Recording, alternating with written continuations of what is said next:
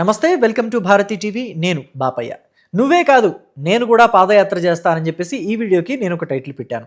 అంటే ఆంధ్రప్రదేశ్ మాజీ ముఖ్యమంత్రి వైఎస్ఆర్ కాంగ్రెస్ పార్టీ అధినేత వైఎస్ జగన్మోహన్ రెడ్డిని ఆయన సొంత చెల్లెలు, తోడబుట్టిన చెల్లెలు వైఎస్ షర్మిల సవాల్ చేస్తున్నట్టుగా, నువ్వే కాదు జగన్మోహన్ రెడ్డి, నేను కూడా పాదయాత్ర చేస్తాను అని చెప్పేసి అంటున్నట్టుగా నేను తమ్నెల్లో కూడా పెట్టాను.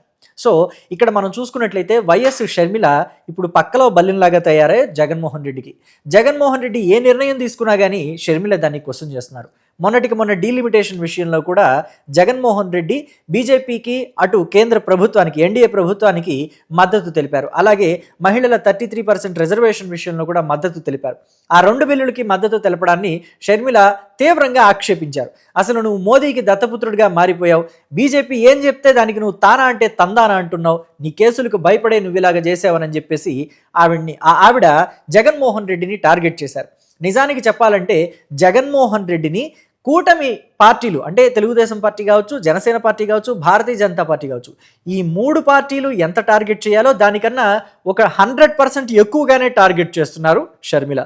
ఆవిడ ప్రతిపక్షం కాకపోయినా, ఆవిడ అధికార పక్షం కాకపోయినా, ప్రతిపక్ష హోదా వైసీపీకి లేకపోయినా వైసీపీని నిత్యం టార్గెట్ చేస్తుంది షర్మిల. అసలు షర్మిల ఇలా టార్గెట్ చేయడాన్ని వైసీపీ తట్టుకోలేకపోతుంది. ముఖ్యంగా జగన్మోహన్ రెడ్డి, భారతిరెడ్డి అసలు తీసుకోలేకపోతున్నారు. అందుకనే ఆ పార్టీ నేతలతోటి ఆ స్థాయిలో ఆమె మీద దాడి చేయిస్తున్నారు అని చెప్పేసి చెప్పొచ్చు. రాజకీయంగా విమర్శిస్తే పర్వాలేదు, రాజకీయంగా షర్మిలాని క్వశ్చన్ చేస్తే పర్వాలేదు, రాజకీయంగా అసలు షర్మిలాని క్వశ్చన్ చేయడానికి ఏముంది వాళ్ళ దగ్గర? షర్మిల ఏమైనా ఎమ్మెల్యేగా పనిచేసిందా, మంత్రిగా పనిచేసిందా, ఎంపీగా ఏమన్నా పనిచేసిందా? వాళ్ళు టార్గెట్ చేస్తే కాంగ్రెస్ పార్టీని టార్గెట్ చేయాలి. కాంగ్రెస్ పార్టీని టార్గెట్ చేసే ధైర్యం జగన్మోహన్ రెడ్డికి ఇప్పటి పరిస్థితిలో ఉందా అంటే లేదు. ఎందుకని అంటే ఇప్పటికే ఎన్డీఏ తెలుగుదేశం పార్టీ మీద ఆధారపడి నెట్టుకొస్తుంది. భవిష్యత్తులో అంటే 4వ సారి కూడా మళ్ళీ ఎన్డీఏనే అధికారంలోకి వస్తుందా అంటే చెప్పలేము. ఒకవేళ కాంగ్రెస్ పార్టీ అధికారంలోకి వస్తే, కాంగ్రెస్ పార్టీ మళ్ళీ జగన్మోహన్ రెడ్డిని నిర్దాక్షిణ్యంగా లోపల పడేస్తే చేసేది ఏమీ లేదు. అందుకని అటు కేంద్రంలో అధికారంలో ఉన్న ఎన్డీఏ మీద ఆయన నోరు చేసుకోవటం లేదు, విమర్శలు చేయటం లేదు, ఇటు ప్రతిపక్షంలో ఉన్న కాంగ్రెస్ పార్టీ మీద కూడా విమర్శలు చేయటం లేదు. జగన్మోహన్ రెడ్డి ఎటూ కాకుండా సైలెంట్గా ఉండిపోవాల్సి వస్తుంది. కానీ షర్మిలని మాత్రం తీవ్ర స్థాయిలో విమర్శిస్తున్నారు, పర్సనల్గా విమర్శిస్తున్నారు. రాజకీయంగా విమర్శించినా పర్వాలా. ఆమె గతంలోనే జగన్మోహన్ రెడ్డితో విభేదించి, అంటే ఆవిడికి ఎంపీ టికెట్ ఇస్తారని అనుకున్నారు 2019 ఎన్నికల్లో, ఇవ్వలేదు. ఆ తర్వాత రాజ్యసభకు పంపిస్తారేమో అనుకున్నారు, పంపించలేదు. ఎమ్మెల్సీ ఇచ్చి క్యాబినెట్లోకి తీసుకుంటారేమో అనుకున్నారు, అది చేయలేదు. కనీసం ఇవేవి ఇవ్వకపోయినా ఆస్తన్నా ఇస్తుందేమో అని అనుకున్నది షర్మిల, అది కూడా ఇవ్వలేదు. ఏవి కాకుండా, ఎటు కాకుండా షర్మిలని పూర్తిగా పక్కన పెట్టేయటంతో ఆవిడ జగన్మోహన్ రెడ్డిని విభేదించి తెలంగాణకి వెళ్ళిపోయి వైఎస్ఆర్ తెలంగాణ పార్టీ అని ఒక పార్టీని పెట్టుకున్నారు. అక్కడ కాంగ్రెస్ పార్టీతోటి, బీఆర్ఎస్ పార్టీతోటి విభేదించారు. చివరికి కాంగ్రెస్ పార్టీలో ఆ పార్టీని విలీనం చేశారు 2023 ఎలక్షన్ల టైం అయిపోయిన తర్వాత. సో ఇక అక్కడ తెలంగాణలోనే ఏదైనా పదవిస్తారనుకుంటే అక్కడ రాహుల్ గాంధీ, రేవంత్ రెడ్డి ఇద్దరు కూడా షర్మిలాని ఏపీకి పంపించారు. ఎందుకంటే ఏపీలో కాంగ్రెస్ పార్టీ నేకెడ్గా ఉంది, అక్కడ నడిపించే నాయకుడు లేదు, ఎవ్వరూ లేరు, పూర్తిగా ఖాళీగా ఉంది, ఏటూ తోచని దిక్కుతోచని స్థితిలో ఉంది. చివరికి వైఎస్ఆర్ ఫ్యామిలీ నుంచే ఒక పర్సన్ వెళ్ళి కాంగ్రెస్ పార్టీలో జాయిన్ అయ్యి అక్కడ ఏపీసీసీ ప్రెసిడెంట్గా వెళితే ఖచ్చితంగా కాంగ్రెస్ పార్టీకి పూర్వ వైభవం వస్తుంది అని చెప్పేసి రాహుల్ గాంధీ, సోనియా గాంధీ, ప్రియాంక గాంధీ భావించారు. అందుకనే షర్మిలని కాంగ్రెస్ పార్టీలోకి తీసుకుని ఆమె పార్టీని కూడా కాంగ్రెస్ పార్టీలో విలీనం చేసుకుని ఆమెని మళ్ళీ ఏపీకి పంపించారు. ఇక్కడ ఏపీకి వచ్చిన దగ్గర నుంచి షర్మిల అటు తెలుగుదేశం పార్టీనో, భారతీయ జనతా పార్టీనో, లేకపోతే జనసేన పార్టీనో విమర్శిస్తారేమో అనుకున్నారు. కానీ ఆవిడ ఎక్కువగా టార్గెట్ చేసింది జగన్మోహన్ రెడ్డిని. ఎందుకంటే అసలు ఆంధ్రప్రదేశ్లో కాంగ్రెస్ పార్టీకి ఈ గతి పట్టడానికి జగన్మోహన్ రెడ్డే మెయిన్ రీజన్. ఆయన గనక ఆనాడు ముఖ్యమంత్రి పదవిని ఆశించి కాంగ్రెస్ పార్టీలో నుంచి బయటకు రాకుండా ఉండిపోయి కాంగ్రెస్ పార్టీని అంటిపెట్టుకుని ఉండుంటే అసలు ఇంతమంది కాంగ్రెస్ పార్టీ నుంచి బయటకు వచ్చేవాళ్లే కాదు, ఆంధ్రప్రదేశ్లో కాంగ్రెస్ పార్టీకి ఈ గతి పట్టేది కాదు. జగన్మోహన్ రెడ్డి, వైఎస్ ఫ్యామిలీ మొత్తం కూడా కాంగ్రెస్ పార్టీని అంటిపెట్టుకుని ఉంటే ఖచ్చితంగా కాంగ్రెస్ పార్టీకి ఏపీలో మైలేజ్ ఉండుండేది. ఇంత స్పేస్ అయితే జనసేనకి, తెలుగుదేశం పార్టీకి దక్కేది కాదు. కాబట్టి ఇటు కాంగ్రెస్ పార్టీ నుంచి కూడా జగన్మోహన్ రెడ్డికి ఎక్కడా మద్దతు లేదు. కాంగ్రెస్ పార్టీ నుంచి లేకపోవటం, ఇటు షర్మిల వచ్చేసి కాంగ్రెస్ పార్టీలో జాయిన్ అవ్వటం జగన్మోహన్ రెడ్డికి తలనొప్పిగా మారింది. పైగా ఎప్పుడూ కూడా అధికార పార్టీలు కూడా విమర్శించినంతటి స్థాయిలో జగన్మోహన్ రెడ్డిని షర్మిల విమర్శిస్తుంది. దీంతో జగన్మోహన్ రెడ్డి, భారతిరెడ్డి ఇద్దరికీ కూడా షర్మిల గొంతులో పచ్చి వెలక్కాయ అడ్డం పడితే ఎంత ఇబ్బందిగా ఉంటుందో అంత ఇబ్బందిగా మారింది. వాళ్ళకి పక్కలో బల్లెంలాగా మారింది. అందుకని ఆ పార్టీలోని కీలక నేతలతోటి కూడా షర్మిల మీద విమర్శలు చేస్తున్నారు. మొన్నటికి మనం చూసుకుంటే డీలిమిటేషన్ విషయంలో షర్మిల వైఎస్ఆర్ కాంగ్రెస్ పార్టీని, జగన్మోహన్ రెడ్డిని విమర్శించడంతో కాసు మహేష్ రెడ్డి తెర మీదకి వచ్చి షర్మిలని పర్సనల్గా టార్గెట్ చేశారు. చంద్రబాబు నాయుడికి దాసీలాగా మారిపోయావని అన్నారు. పచ్చచీరలు కట్టుకుని చంద్రబాబు నాయుడికి ఇంటికి వెళ్ళింది అని చెప్పేసి జగన్మోహన్ రెడ్డి అనగలింది. కాసు మహేష్ రెడ్డి చంద్రబాబు నాయుడికి నువ్వు దాసీలాగా మారిపోయావు, రాజకీయ వ్యభిచారం చేస్తున్నారు మీరు అని చెప్పేసి దారుణమైన మాటలు మాట్లాడుకున్నా ఉంటారా? ఎందుకు ఉంటారు? గతంలోనే వర్రా రవీందర్ రెడ్డి అంటే జగన్మోహన్ రెడ్డికి, భారతి రెడ్డికి అత్యంత కావాల్సిన వ్యక్తి, వాళ్ళ చేతుల్లో మనిషి లాంటి వాడు.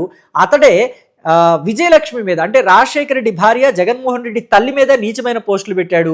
అలాగే షర్మిల మీద కూడా నీచమైన పోస్టులు, ఇటు సునీత మీద కూడా పెట్టరాని పోస్టులు, పర్సనల్గా టార్గెట్ చేస్తూ క్యారెక్టర్ అసాసినేషన్ చేస్తూ దారుణమైన పోస్టులు పెట్టాడు. మరి వాళ్లే అలాంటి పోస్టులు పెట్టగలిగింది ఇక్కడ కాసు మహేష్ రెడ్డి చంద్రబాబు నాయుడికి దాసిగా మారిపోయావు, మీరంతా కలిసి రాజకీయ వ్యభిచారం చేస్తున్నారని చెప్పేసి మాట్లాడటంలో వింతే ఉంది అని చెప్పేసి జనమంతా అనుకుంటున్నారు. సో అయితే ఇన్ని జరుగుతున్నా కానీ షర్మిల మాత్రం ఎక్కడా పర్సనల్గా జగన్మోహన్ రెడ్డిని టార్గెట్ చేయటం లేదు, కేవలం రాజకీయంగానే విమర్శిస్తున్నారు. పైగా ఈ మధ్యకాలంలో మనం వింటున్నాం, జగన్మోహన్ రెడ్డి రాబోయే రోజుల్లో పాదయాత్ర చేపడతాను, ఆ పాదయాత్ర కూడా మామూలుగా ఉండదు, అది మహాపాదయాత్ర, సుమారు 5,000 కిలోమీటర్లు ఉంటుంది నా పాదయాత్ర, ఆ పాదయాత్రలో ప్రతిరోజు చంద్రబాబు నాయుడికి సినిమా చూపిస్తాను అని చెప్పేసి మాట్లాడుతున్నారు. అయితే ఈ పాదయాత్రని వైఎస్ఆర్ కాంగ్రెస్ పార్టీ నాయకులంతా ఆ స్థాయిలో స్వాగతిస్తున్నారా అంటే వద్దు మహాప్రభు అని చెప్తున్నారట. ఎందుకని అంటే పాదయాత్ర చేసిన ప్రతిసారి మనం ముఖ్యమంత్రులు అవ్వలేము, పార్టీ అధికారంలోకి వస్తుందని కూడా మనం గ్యారంటీ ఇవ్వలేము. 2014లో 14 కన్నా ముందు మీరు ఓదార్పు యాత్రలు చేశారు, మీ చెల్లి షర్మిల పాదయాత్రలు చేసింది, మోకాలు విరిగినా కానీ సర్జరీ చేయించుకుని మరి పాదయాత్రని కంటిన్యూ చేసింది షర్మిల. మరి 2014లో వైసీపీ ఏమన్నా అధికారంలోకి వచ్చిందా? 2019 అంటే యాంటీ ఇన్కంబెన్సీ ఉంది.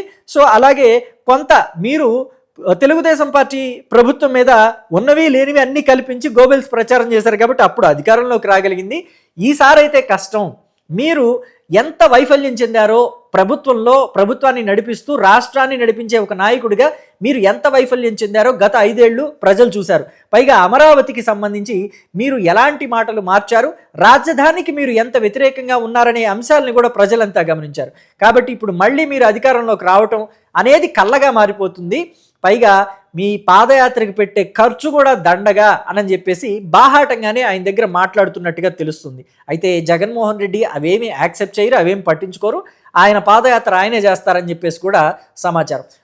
ఎక్కువ మంది నాయకులు యాక్సెప్ట్ చేస్తున్నారట వైసీపీలో, కొంత సెట్ ఆఫ్ పీపుల్ మాత్రం వైసీపీలో కొంతమంది నాయకులు అంటే గతంలో కొన్ని ప్రభుత్వ పనులు చేసి బిల్లులు రాక డబ్బులు ఆగిపోయిన వాళ్ళు, అలాగే అప్పులు తెచ్చి మరీ ఎన్నికల్లో పెట్టి ఓడిపోయిన వాళ్ళు, ఈ టైప్ ఆఫ్ నాయకులు ఉంటారు కదా, వాళ్ళంతా కూడా పాదయాత్రను వ్యతిరేకిస్తున్నారు. డబ్బులున్న వాళ్ళు, సౌండ్ పార్టీ లాంటి వాళ్ళు, బాగా దోచేసుకుని డబ్బులు దాచుకున్న వాళ్ళు ఉంటారు కదా మంత్రివర్గంలో ఉన్న వాళ్ళు, వాళ్ళు మాత్రం జగన్మోహన్ రెడ్డి గారు మీరు ఏది చెప్తే అది, మీరు ఎంత చెప్తే అంత, మీరు పాదయాత్ర చేస్తే మనం అధికారంలోకి వచ్చేస్తాం, మనకేం ఇబ్బంది లేదని చెప్పేసి ఆయన తానా అంటే వీళ్ళు తందానా అంటున్నారట. కానీ ఇక్కడ మరో అంశం ఏంటంటే జగన్మోహన్ రెడ్డి వైసీపీ తరఫున పాదయాత్ర చేస్తే కాంగ్రెస్ పార్టీ తరఫున షర్మిల కూడా పాదయాత్ర చేయడానికి రెడీ అవుతున్నారట. అంటే ఖచ్చితంగా వైఎస్ఆర్ కాంగ్రెస్ పార్టీ ఏర్పాటు అయింది అని అంటే అది వైఎస్ రాజశేఖర్ రెడ్డిని చూసి ఆయన అభిమానులంతా వైసీపీలో చేరి ఆయన అభిమానులే ఓటింగ్కి కారణమయ్యారు.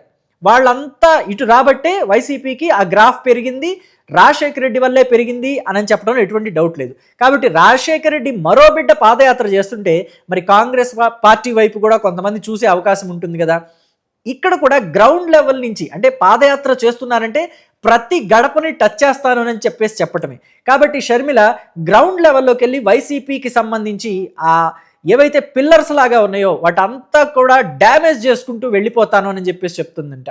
మొత్తం అంతా కూడా నా తండ్రికి సంబంధించిన అభిమానులు ఎవరైతే ఉన్నారో వాళ్ళందరినీ మెప్పించి కాంగ్రెస్ పార్టీ వైపు తీసుకొస్తాను, అలాగే కొంతమంది నాయకుల్ని కూడా నెక్స్ట్ టైంకి వచ్చేసరికి కాంగ్రెస్ పార్టీ వైపు తీసుకొచ్చే ప్రయత్నం చేద్దాము. ఎవరైతే అసమ్మతితోటి ఉన్నారో జగన్మోహన్ రెడ్డి ప్రభుత్వం పట్ల, లేకపోతే జగన్మోహన్ రెడ్డి ప్రవర్తన పట్ల, ఆయన తీరు పట్ల అసమ్మతితో ఎవరైతే ఉన్నారో వైఎస్ఆర్ కాంగ్రెస్ పార్టీలో, తెలుగుదేశం పార్టీ వైపో లేకపోతే జనసేన పార్టీ వైపో వెళ్ళలేకుండా ఎవరైతే తచ్చెట్లాడుతూ ఉన్నారో, పార్టీ మారాలని ఎదురు చూస్తున్నారో వాళ్ళందరినీ కూడా కాంగ్రెస్ పార్టీ వైపు తీసుకొస్తాను.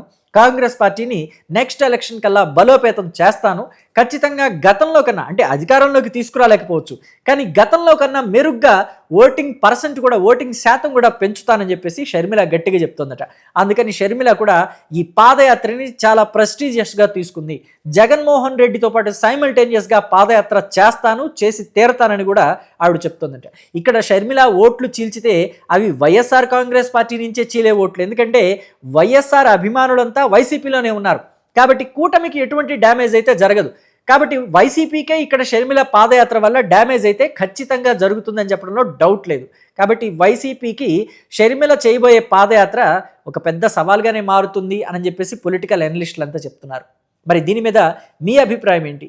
జగన్మోహన్ రెడ్డి ఇప్పటికైనా వైఎస్ షర్మిలని పర్సనల్గా టార్గెట్ చేయడం ఆపేసి ఆవిడికి రావాల్సిన ఆస్తులు ఆవిడికి ఇచ్చేసి ఆవిడ్నే వైసీపీలోకి తీసుకుంటే మంచిదా, లేకపోతే ఇలాగే ఆవిడ్ని రోజుకి రెచ్చగొట్టి వైసీపీలో నాయకుల చేత ఆవిడ్ని గిచ్చిస్తూ ఆవిడ్ని విమర్శిస్తూ బూతులు తిట్టిస్తూ క్యారెక్టర్ అసాసినేషన్కి పాల్పడుతూ ఇంకా రెచ్చగొట్టి వైసీపీకి డ్యామేజ్ చేయించుకుంటారని మీరు అనుకుంటున్నారా? మీ అభిప్రాయాన్ని కమెంట్ బాక్స్లో తెలియచేయండి. Thank you.